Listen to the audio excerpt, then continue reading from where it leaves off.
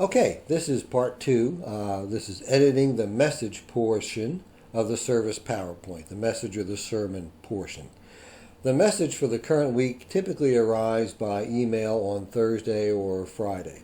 The editing process is pretty simple if the message is a continuation in a series. So it can be done by a copy and paste into the existing slides and reformatting as necessary. So as I explained in part one, by using a computer with the church's Box account on it, I can edit the worship slideshow from home. So here is the Box folder on my desktop, my laptop at home. Here it is right here. So I can just open it to get to the worship PowerPoint. So when I click that, once again, I'm taken into the Box Sync folder, and here is the worship PowerPoint. So we're just going to open that up. I did that again. So this was the service that we were editing in the first part. When we added the songs into the first, into actually switched the songs out from the service dated the 8th. I'm going to pop up the 8th just for a moment to go over some of the editing of the message. Here we go.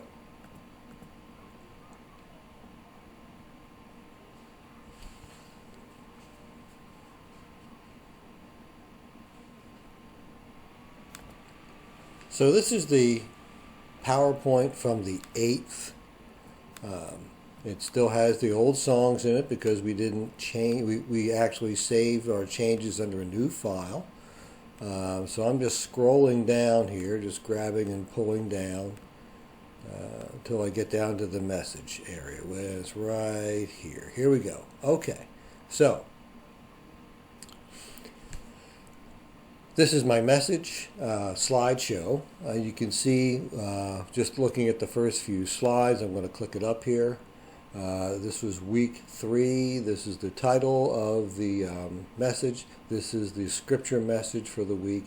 And of course it was November 8th. You can see some elements in a typical message. You typically will have a slide like the second one here, which is the scripture reference. You'll almost always have pastor's big idea slide. So there's something that he is making a point about. That becomes the big idea. And of course, along with the big idea, toward the end of the service, he has his next step, which is right there. Next step. So these things, for instance, the next step, the big idea slide, the scripture verse reading slide there, and of course the title slide. There's just a little bit of text that would need to be changed for each one of those. We're simply going to take this and make it, instead of week 3, it becomes week 4. In this case, instead of this title, we simply replace it with the current week's title, and the reference here, we replace that, and of course change the date. Likewise, just clicking in here, it opens up this dialog box, this text box that allows you to retype what the appropriate verse message is. The big idea, the same thing. Just by clicking in here, and I just simply change the text of what the big idea is. That way, this is always the same. This is always the same format, the same type size, the same type style, and that lends consistency as well as ease of editing. Other verses and things of that nature, for instance, this message from this verse from Luke, you can see it in the. I'm going to open up the email that came from Pastor. So here's that first reference right here. It's just simply a copy and paste into the slide, and typically, once again, format these things using Arial type, usually somewhere between a 34 to a 36-inch size font to allow things to fit so that there's not too much type on the screen. I will always italicize the scripture text and then not italicize. See, it's not underlined up there, no, italicized, not highlighted. I won't italicize the scripture reference itself. And you also see this S here that stands for shadow, text shadow. See that pop up to show you what it's about? The reason I do that is that helps it pop out a little bit from the background. Well, I'm going to show you that. I'm going to take off. I just highlighted all that. I'm going to take off the shadow. So you see how that changes it just a little bit. Now I'm going to put it back on so you can see. Now all that's going to become shadow again. So it gives that a little bit of depth and helps it to pop off the screen. So that's some of the formatting techniques we're going to get into in the tips and points, tips and ideas segment later on in a later video. There's one other general technique I want to show you, talk about a little bit before we actually do a little bit of cut and pasting. This particular slide you see had this, I call this stacking. You've got a series of points that the pastor's making. Actually, it started with this one before. He makes the point, living our life for God. The first point in that was the use of time. You see, this first line stays in the same place. I added the next point. Then when he got to the second point, the next slide keeps all the same text here, keeps this text here, and then adds the next point that he's making, the use of means. Then the next slide shows the third point, the use of vocation. So what happens is by using this technique that I call stacking, it allows for easier transitions. It makes more slides, yes, but it is easier, I find, to format by what I do. If I've got these 4 points to make, I'll do the very last slide first. I'll format this one, get it the way I want it in terms of the heading and the bullet points, or however they're presented.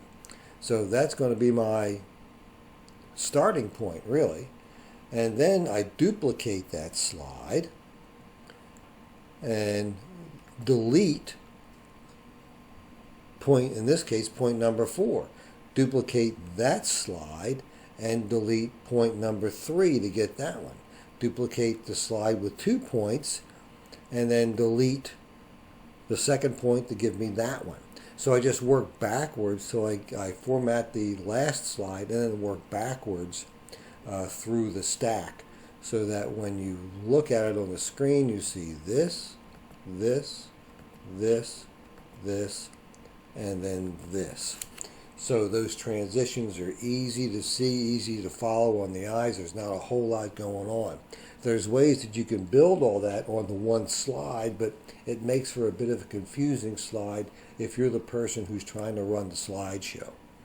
Okay, enough about that stuff. So just to go in there, and what I'm going to do is I'm going to close this, and I'm going to pull up the one that's dated the 15th. So let's go ahead and close this slideshow.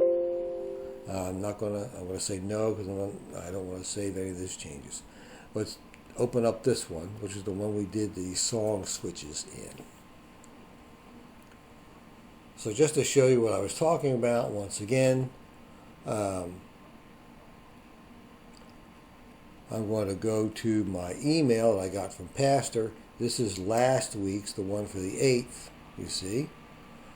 So I'm going to open up the one that is for the week of the 15th, which is the slideshow we're actually working on right there.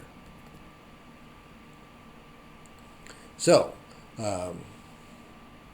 this is Just Jesus, week 4, Take Up the Towel. So let's go in and start editing a couple slides to show you what I mean. Okay, so we've done our slides. I'm going to scroll down to where the message is. Remember, we did our songs already, and the message comes after this second song. There we go. All right, so this still says week 3. We're going to change that. So just click in there, delete the 3, and put in a 4, week 4. This text was different. This is take up the towel or something like that. Let's see what it actually says.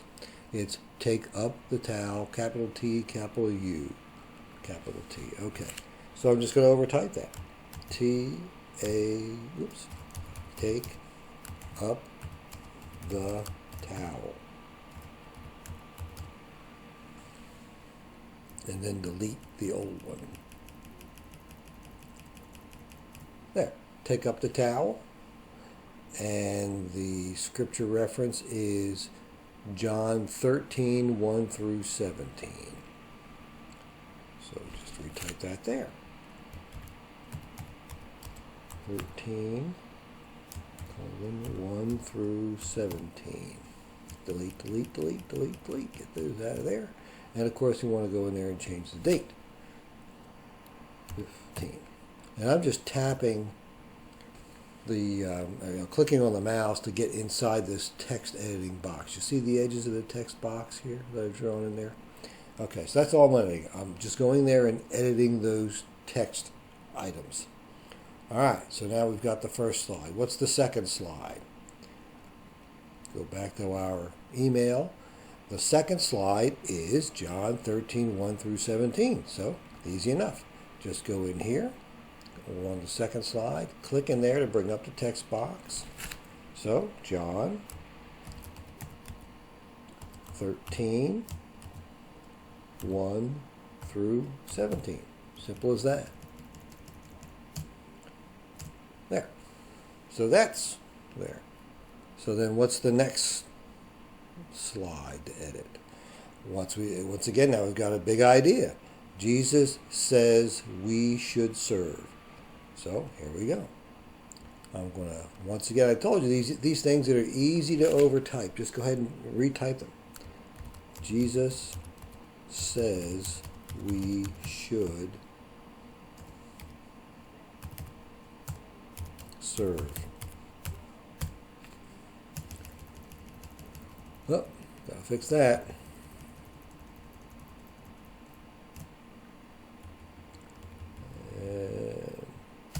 There we go. And let's always double check, make sure I've got that correct. Jesus, big idea, Jesus says we should serve. Okay. All right, now we're starting to work into the text, the items of Bible, scripture, and text. So when I'm taking a look at this text, usually about 3 to 4 lines of text will fit onto a screen. So this one will go onto a slide. That will fit onto the slide, okay. But this one here, this is 1, 2, 3, 4, 5, 6, 7 lines of text. So that's probably going to have to go on, certainly have to go on to 2. So I make some subjective decisions as to how to split it up.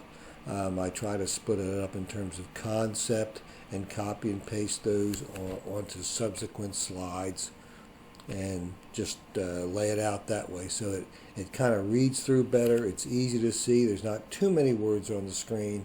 But once again, if you keep it somewhere between a 34 to a 36 size Arial font, you're going to be in pretty good shape. Let me just do this one right here.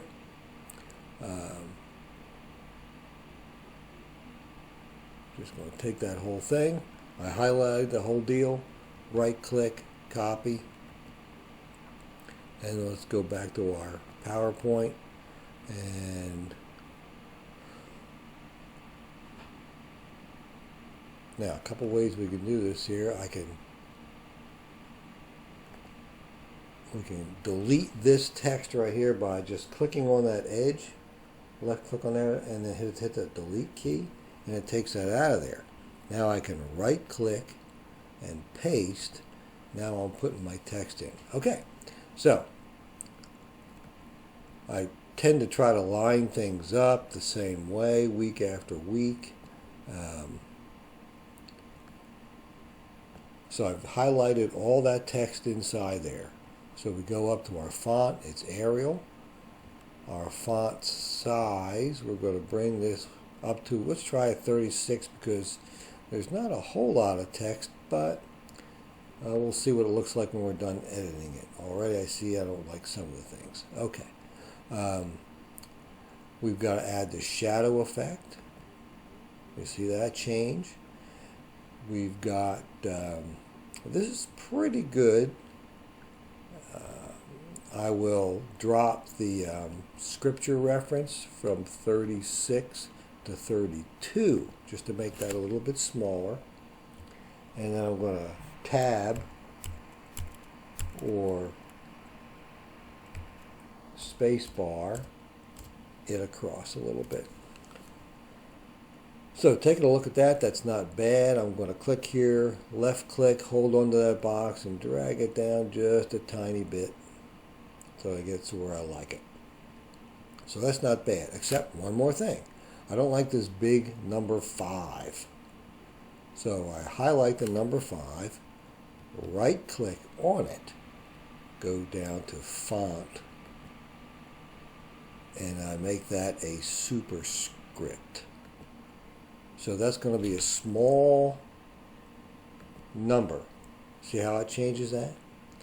So that's a little bit more of font, which we're going to get into more things about font, formatting in a later video. But the whole idea here is just simply to continue to bring in the new text elements, delete the old ones, copy and paste, and just edit the slides as you go until you get them all done. This process of the message usually will take a good 30-45 minutes, maybe a little bit more, depending upon how much of the scripture text is in there and how much additional formatting that may need.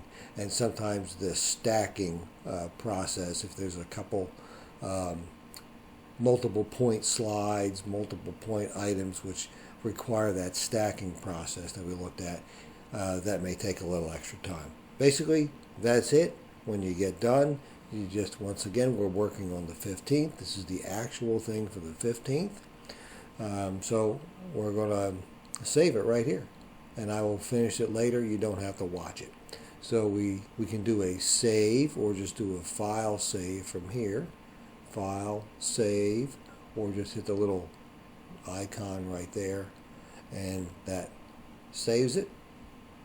We can now close it, and I can close this as well. And we can see, and once again in the box folder, see the little yellow dot indicating that it is synchronizing and uploading this to the box account. And when it gets uploaded to the box account, every other computer that has the box account added on it from the church will get that same thing downloaded onto it so that they all say the same thing. So right now, the computer in the media booth at church is seeing those very changes that we just made. And as soon as that little yellow dot turns blue, we know that it's completely synchronized. I tend to like to watch it change before I close everything up, because that way I know it's been completed. I'm not interrupting the internet connection by closing my laptop up. So it'll be done in just a few seconds. My laptop and my internet connection at home is slower than it is at church. That's all, and that's the main function of it.